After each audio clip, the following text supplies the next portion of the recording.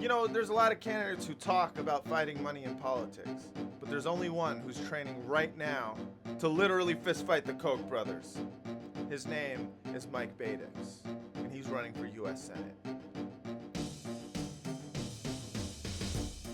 Some people are like, oh, challenging a 75 and 80-year-old man to a fistfight isn't good bipartisanship. Well, you know what?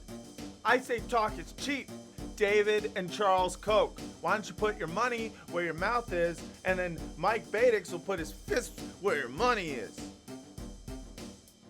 Job 1, mental preparation. For example, check out the hidden symbology on the punching bag. It's actually filled with copies of Ayn Rand novels that we got off of Amazon.com. A couple different levels of free market economics in that bad boy.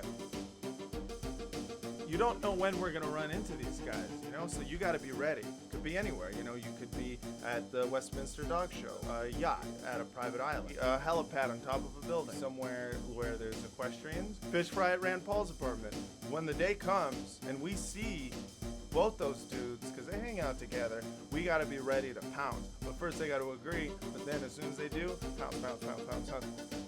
For a fair fight, we've reached out to the Koch camp in order to establish some ground rules. Rule number 1, no paying other people to fight for you. Rule number 2, 3 90-second rounds. Rule number 3, no giving money to someone else to come beat us up. Rule number 4, 14-ounce gloves will be used at all times. Rule number 5, don't use the money that you own in order to have someone fight in your stead. It's a very important rule because we've trained to fight 2 senior citizens. Do I think it's a good idea?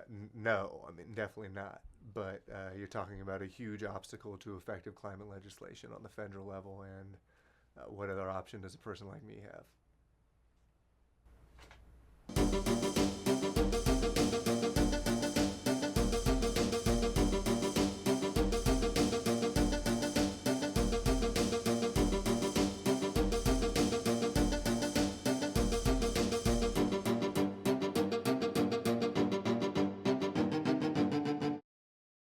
Paid for by Beitiks' money that could have gone to carbon reduction.